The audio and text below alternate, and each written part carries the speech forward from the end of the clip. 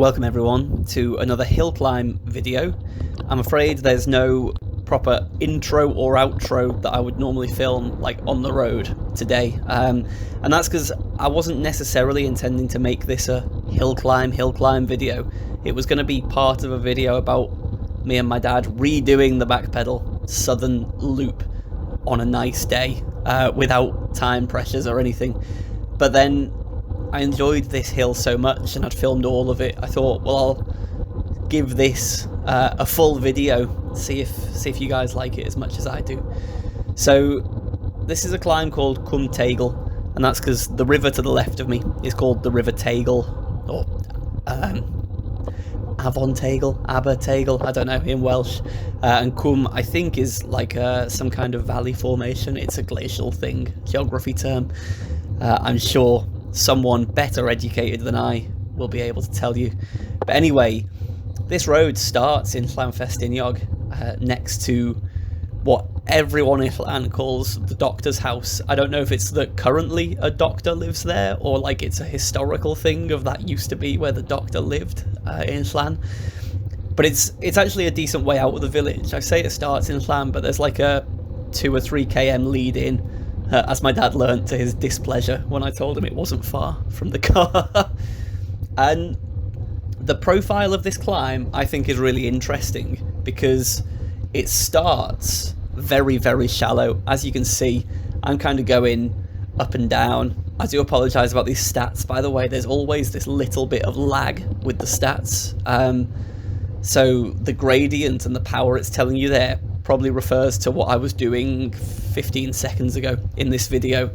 Garmin Verb allows you to sync these up, but it moves in about 400 meter blocks, which on a hill climb is is quite significant. So where was I? What was I telling you? Yeah, Cwm Teigl starts very shallow. I reckon the first kilometre probably averages 2 or 3%, but as you've seen already, there's a couple of little pitches in it that make it properly uphill. And then from kilometre 1 to kilometre 2.5, it's like a steady 6 to 7%. And then from kilometre 2.5 to kilometre 4, because this is a 4 kilometre climb, it is 11%. So it's a beautifully technical climb. And look at the views. Part of the reason I fell in love with it is because it's so kind of bleak and picturesque. Just chasing my dad down here, I faffed to take all of my like water bottles and my GA off and stuff to make myself lighter. Basically copying something I saw Top Cat do when we went up Stollan, because you're going to come straight back down. You might as well shed any additional weight you can. So I've done this climb once before. I actually brought Phil Lovett up here at the end of our ride when we did the Northern Loop. He didn't do all of the climb with me, so I wanted to film it just to kind of have it on record. You can see this road as you drive the main roads from Llan. You can see sort of off in the mountains this snaking road that goes up over a pass, and it's always been something that I wanted to try. And me and Rhiannon came out here and ran it once. I wouldn't recommend running it. It was it was a nightmare. Like a lot of the roads around here, it's really nice to have it to yourself. It is a dead end. It's an access road to a quarry, to Teigl Quarry. So occasionally you do get workers coming up to the quarry, but otherwise, yeah, it's pretty much empty. You can see in these early parts, my plan was every time there's a steepish pitch to put the power down, go well above threshold, and when it levels off, allow myself that recovery, go down to kind of, well, I didn't want to be going down to zone 2, I wanted to be going down to zone 3, maybe recovery. Ideally I'd be ticking along at 280 watts and then have some punts at 350 watts every time it gets steeper to use my power appropriately. This is where we're moving into kind of the steady 6 or 7% section of this climb, and it goes on for quite a while, and it's a bit easier to kind of sit, and at that point I wanted to sit around threshold which for me at the moment is probably 310. I haven't done a test and I don't intend to, but if I had to guess, I'd say it was around 310. You can see I'm making liberal use of the whole road because there are sheep everywhere. I have to shout at them. No matter which side of the road a sheep is on, it will always want to be on the other side of the road when you get close. That's just the law of sheep, unfortunately. So I get a bit carried away here on a relatively steep pitch where, you know, when you start seeing me doing over 350 watts, that's kind of digging myself a bit of a hole. I'm happy to sustain around 350 for durations, and I don't think it's like a debt that I can't pay back. But when I'm getting up to 360, 370, that's starting to do damage to my ability to sustain the effort, unfortunately. It's really hard during a hill climb like this to be that aware of it though, so no regrets. I think maybe the picture-in-picture, the rear camera is doing a better job of showing you guys like how expansive and, I don't want to say bleak, but I just mean like desolate maybe, this landscape is. And so here comes the steady excuse of, we had a howling headwind up here, like 40km/h gusts, and it made it very hard.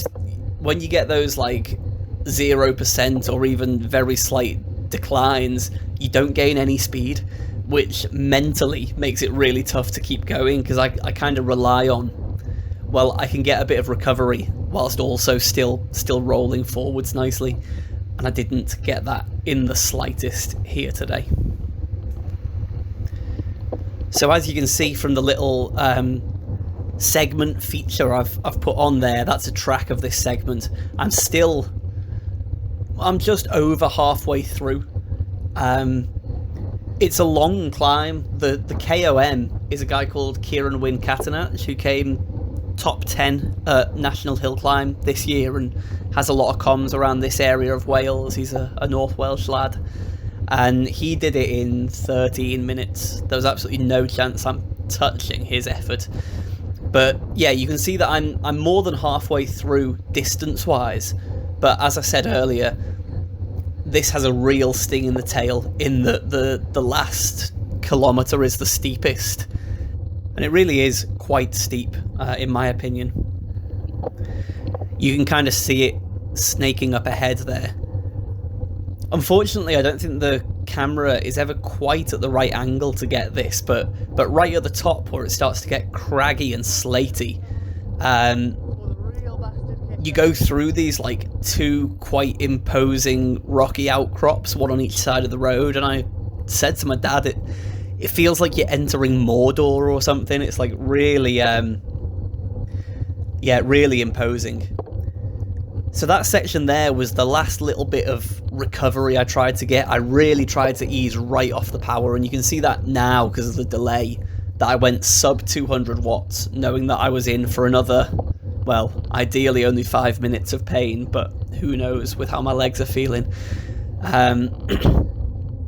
Yeah, I just thought, it's only going to cost me 5 seconds maybe, but if I tried to keep it 300 watts there, I would be a couple of seconds faster on that bit and I would blow up. So I truly tried to recover. And then from here on really to the top, I stopped having any tactic. It's just, what can I do to keep going? It's steep enough. I don't think it's ever below 10% now for the rest of the segment. So it's steep enough that I'm just kind of mashing the pedals and doing whatever I can to keep myself going. I really love the scenery around here. You can't see the river to the left and the sort of wider vistas, but this is one of my favourite views, really. All along this road, it's just it's really impressive. The mountain to the left of us is called Manod Mawr, which is one I've shown you guys before, but from a distance. It's the one I say looks like a Christmas pudding when it's got snow on top of it. Beautiful.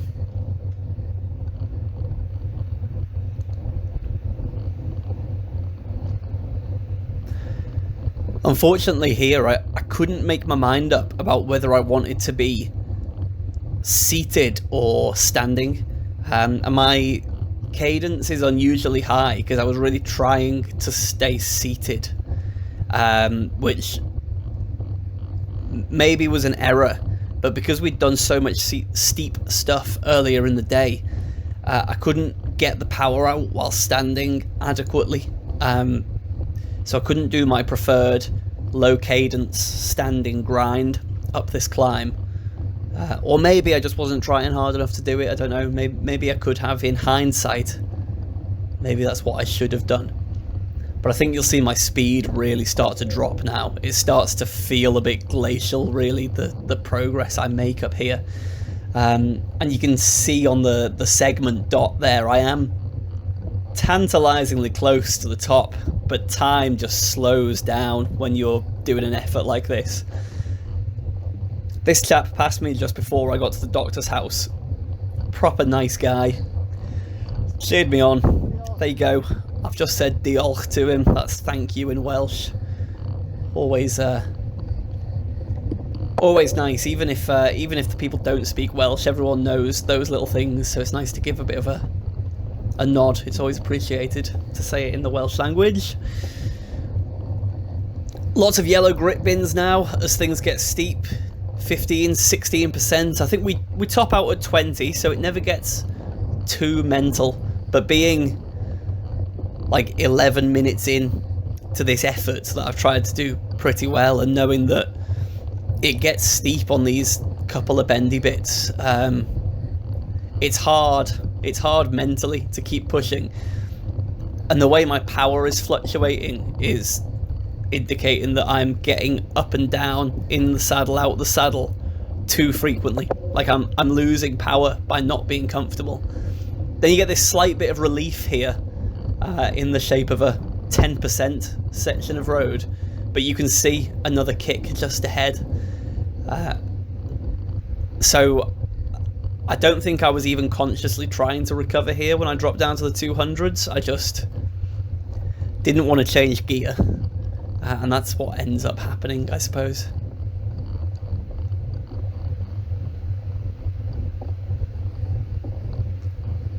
I don't know what I'll do with the sound balance levels, if I'll have much volume coming from my Garmin Verb, but it just sounds so windy.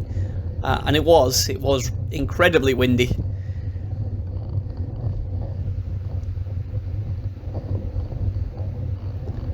So we're coming up to that rock formation I was talking about, where you just like enter a different world through these little rocky areas. And this is a very typical landscape around this area of Wales. So I may have mentioned this before, but because of all the slate mining around this area, the Vale of Festiniog was not included in the Snowdonia National Park. So technically, at the moment, I am not in Snowdonia. I'm in the middle of Snowdonia on a map, like the geographical centre. But there's a circle of it that's not included in the national park because it's deemed too ugly due to industrial, like, slate heaps and stuff. But that's okay, because UNESCO have recently named this World Heritage Site instead, so they still get funding. And to all intents and purposes, it is Snowdonia. It's in the middle of Snowdonia. So here you go. Nearly 15 minutes into my hill climb effort, I am hitting 20% gradients. It's no wonder I found this hard to pace. But I think as you get over this crest, it's then just like, it's just 10%. And it's bobbly up to the top. So it's really a question of what do you have left in your legs to push over. It feels like you're almost at the top already, and just a case of really pushing on.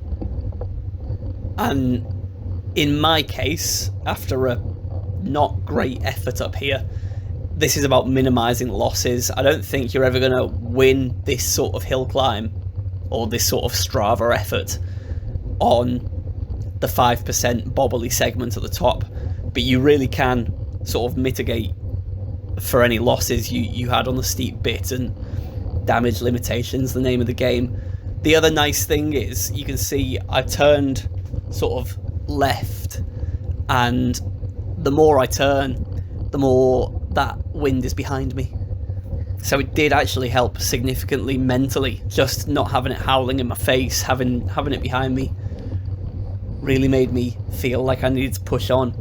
And this is where I saw the end. I couldn't really remember where it finished as I was going, but I saw the end and I thought, right, strong finish, or at least keep it over 300 watts. That's not not especially strong, I know, but really push on, see if we can get all the way up there.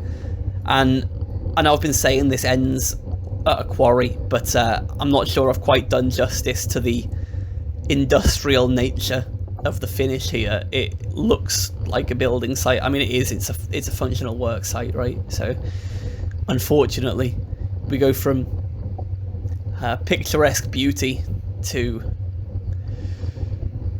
whatever you'd call this, corrugated iron shack and gate.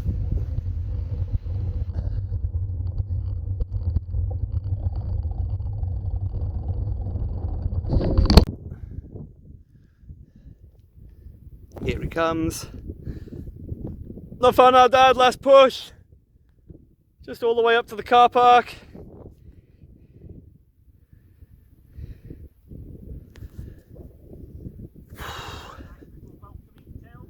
Yeah, it's nice turning that corner and getting tailwind after it's been in your face for 4K. There you go, all the way up. Close to the gate as you can get, basically. Well done. Well slayed. So I know I've had both front and rear facing cameras all the way, but I wanted to include the descent because I think you get quite a different perspective going down of the vista. And truth be told, I think this might be quite boring for my 10 viewers, but for me, I want to watch this again, so I've included it just for my own benefit, really. Here we go, back out of Mordor and back down to the Vale of Festiniog. We were lucky to have such a beautiful day for it. I got horrendous sunburn for the first time in a couple of years because I forgot to cream my arms and legs because I started with arm and leg warmers on, and then I took them off halfway around because it was so nice and sunny, but worth every second. Now, I did have to be quite careful on this descent. I do, you know, I get up to kind of 60 kilometers an hour a few times, but there's just sheep everywhere. It's really, you have to be very cautious, and because of the nature of the road, it's not really maintained by the council much. The surface itself is great, don't get me wrong, but on the side of the road, and even like encroaching into the road, there's just gullies that if you hit them you will die. So you can see the road like spanning out ahead of me there, knowing that I get to go down all of it, and it almost looks like you're going uphill at times, but I don't remember feeling any benefit of descent. There you go, I managed to not kill those lambs, but they did scare me. They just did not care, didn't move out the road, and then when I got next to them they suddenly bolted. And this is, again, quite a scary little section for all these sheep. Wouldn't be Wales without sheep hindering my descent. So at this point on the verb, I started musing about why I believe this climb to be better than Stullan, which is an incredibly controversial opinion, I know. I will temper that somewhat in that I'll say I prefer this climb to Stullan. That doesn't mean it's better objectively. Stullan is a very steady climb, which you can either say is great because you can get into a rhythm and you can tackle it head on, or you can say just makes it an uphill time trial. what I love about Cwm Teigl is how varied it is. It's super technical. You've really got to think about your plan of attack and where you're going to burn your matches and where you're not. You don't just steady state hold a power. The views along the way are different, arguably not as pretty as Stullan. You get that lovely panoramic vista up Stullan, but I'd say they're way more rugged, and you actually do get quite similar views from the top, because this is just the other side of the Vale of Festin. It's not far away, so there's that as well. But if I'm being honest with you all, the reason I like this climb so much better is because there's something about feeling like you know a secret. Stullan is maybe the most famous climb in Snowdonia, which isn't saying much. I feel like Snowdonia isn't very well known among cyclists, but if people are going to know a climb in Snowdonia, it's either Penna Pass up Snowdon or it's Stullan. Cwm Teigl, I think people in Festinnog don't know it's there. I think that's part of the beauty of it. So as we continue this descent, I'll tell you that it took me 16:13 on this occasion, and that was with an average power of 301 watts, which, you know, for 16 minutes at the end of a 130k ride with loads of elevation, and the fact that it's so pitched, I'm fairly happy with, but it's nowhere near my PR of 14:57, which has got me 9th on the Strava leaderboard. And to talk about how it's a hidden gem, there are only 314 people that have ever tried this on the Strava leaderboard, which I think is just crazy. It's so rare to see segments with fewer than 1,000 people who've tried it. So if you're out this way, if you ever have a go at Stullan, I'd really implore you to come and try this. See if you agree or disagree. You know, ride it and tell me I'm wrong, ride it and tell me it's rubbish compared to Stullan, but ride it. Come and try it. And you can see on the right of this screen there's the Moylwind Mountains with Stullan in there as a lovely place to finish. Back at the doctor's house. Thank you very much for watching, guys.